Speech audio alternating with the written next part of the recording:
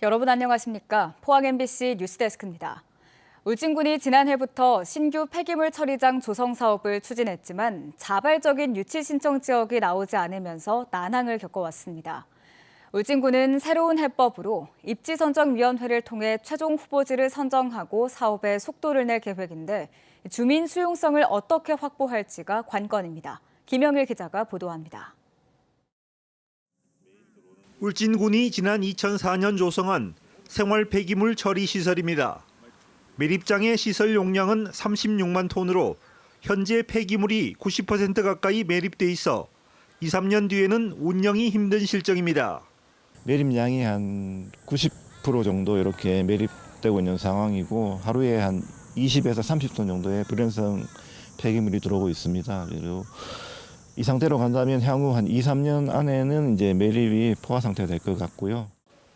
2년 전 대형 산불로 불탄 소각장도 일부 수리를 해 다시 운영하고 있지만 20년 이상 된 낡은 시설입니다.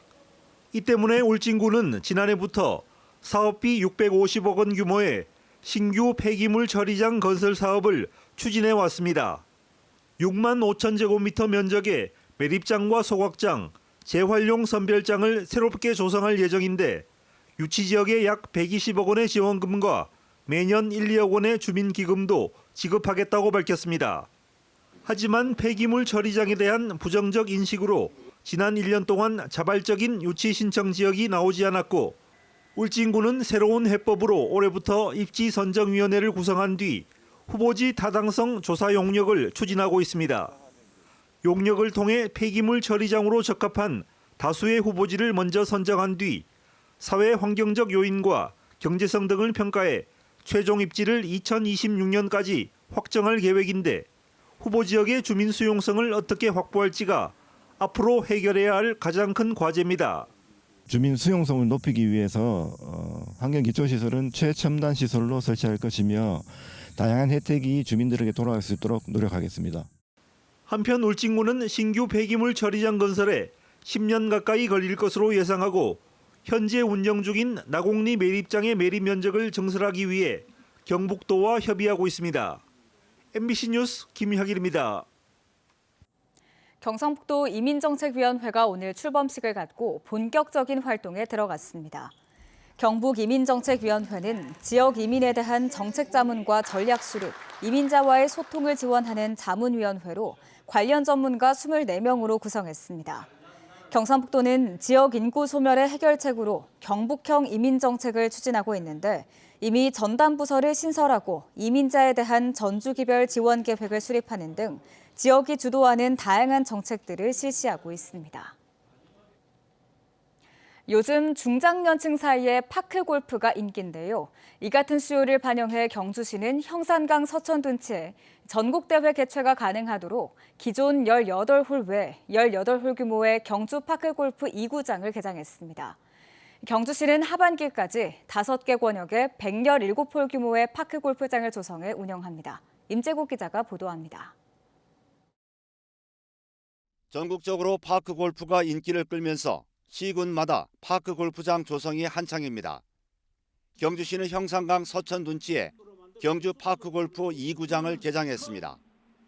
지난 2021년 1구장 개장 이후 이용자가 급증해 추가로 조성한 것입니다. 서천둔치 파크 골프장은 1, 2구장을 합쳐 모두 36홀 규모로 늘었습니다. 시내 권역에 파크 골프장이 추가로 조성되자 지역의 동호인들은 크게 반겼습니다. 파크 골프를 좋아하는 동호인 입장에서는 이보다 더 좋을 수가 없고 또 건강을 챙기기에는 어느 단체 종목보다도 이 파크 골프가 어른들한테서는 가장 좋은 종목이기 때문에 경주시는 하반기까지 시내 권역은 물론 읍면 지역까지 파크 골프장을 추가로 조성해 전체 파크 골프장은 117홀 규모로 늘어납니다. 양남에 36홀, 또 안강에 9홀 해서 총 45홀을 더 증설할 계획을 했습니다. 그래서 총 6개 구장에 117홀의 파크 골프장을 운영함으로써 전국 단위 대회도 가능하게 될 것으로 예상하고 있습니다.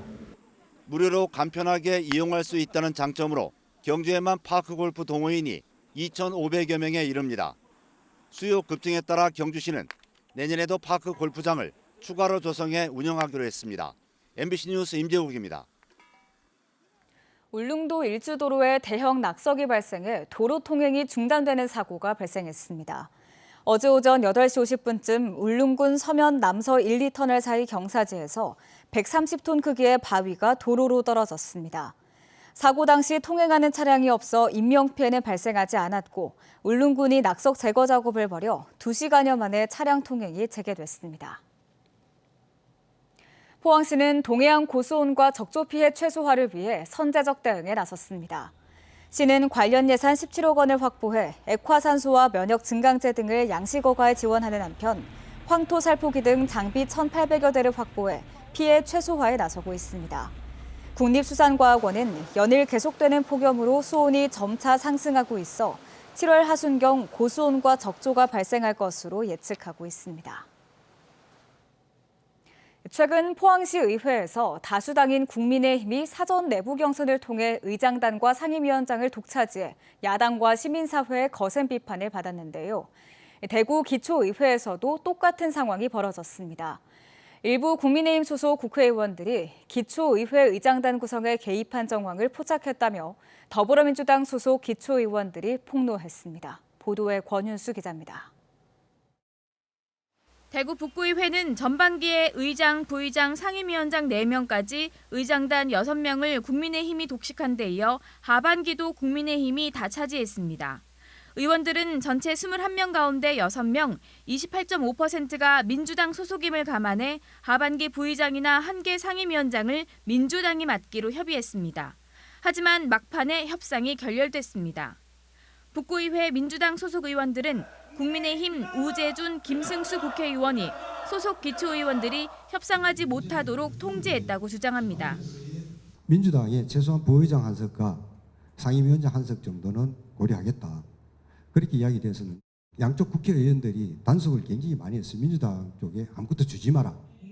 대구 중구 남구 의회에서도 비슷한 일이 벌어졌다는 주장이 나왔습니다. 국민의힘 김기웅 국회의원이 같은 당 기초의원들에게 당론에 따르라며 협상에 응하지 말라고 지시했다는 겁니다. 결국 중구 남구도 국민의힘이 독식했는데 특히 중구는 범죄 혐의자, 비위로 제명 경력이 있는 의원이 의장단에 올랐습니다. 한 의원이 저한테 전화를 주셨어요, 직접. 그래서 국회의원 지시사항으로 협치 같은 거 못한다. 아무도 못 찍어주게 됐다, 지금. 민주당을 찍어주는 순간 해당 행위라고 지금 얘기하고 있다. 도덕적으로나 윤리적으로 문제가 있고 범죄 혐의가 있는 이런 의원들을 배척해야지. 어떻게 멀쩡한 의원 몇 명 안 되는 의원들한테는 배척을 다 하락하고. 정말 대한민국 역사에 이런 부끄러운 의회가 어디 있습니까? 이에 대해 북구갑 우재준 국회의원은 국회의원이 아닌 당협위원장 자격으로 당론을 따라줄 것을 주문했다고 밝혔고 북구의 김승수 국회의원은 기초의원 원구성에 개입한 사실이 없다고 밝혔습니다. 중구 남구 김기웅 국회의원은 자리를 놓고 뒷거래를 해 잡음이 생기면 안 된다는 취지의 말을 했을 뿐 원구성에 개입한 적은 없다고 해명했습니다. 이에 반해 대구 달성군 의회는 협의를 통해 하반기 부의장에 민주당 의원을 선출했고 수성구 의회에서는 상임위원장 자리 1개를 민주당 의원이 맡았습니다. 대구 중구 남구 북구의 민주당 의원들은 국민의힘 초선 국회의원들이 이른바 기초의원 길들이기를 위해 야당과의 협치를 막고 있다고 주장했습니다. MBC 뉴스 권윤수입니다. 경주시는 동국대와 동국대병원 일대 주차난 해소를 위해 공용 주차장을 조성하기로 했습니다. 공용 주차장은 동국대 인근 석장동 3,900여 제곱미터 규모로 차량 98대를 수용할 수 있습니다. 경주시는 다음 달까지 토지 보상을 마무리하고 오는 9월부터 공사에 들어가 연말까지 공용 주차장 공사를 마칠 계획입니다. 포스코 포항제철소는 그룹사와 협력사 직원들의 국가기술 자격 취득을 돕기 위해 다음 달 13일까지 회사 내 정비기술 교육장을 실습장으로 운영한다고 밝혔습니다. 포스코와 그룹사 협력사 직원들은 이곳에서 설비 보전기사와 기계 정비 산업기사 자격시험에 대비한 실습을 할 수 있고 전문기사가 상주해 실습을 돕습니다. 포항시가 미국 소비자 전자제품 박람회 CES 2025에 참가할 지역기업을 오는 31일까지 모집합니다. CES 참여 기업에 선발되면 부스 설치 비용과 항공료, 체재비 등 박람회 참가 비용을 최대 2,800만 원까지 지원합니다.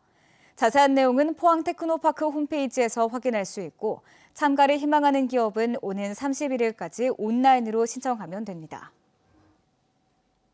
경북 동해안 해수욕장들이 개장한 가운데 해파리 주의보가 내려져 각별한 주의가 필요합니다. 해양수산부는 최근 경북과 부산, 울산, 경남 해역에 독성이 강한 노무라 입깃 해파리가 다수 출현하고 있어 주의보를 발령했다고 밝혔습니다.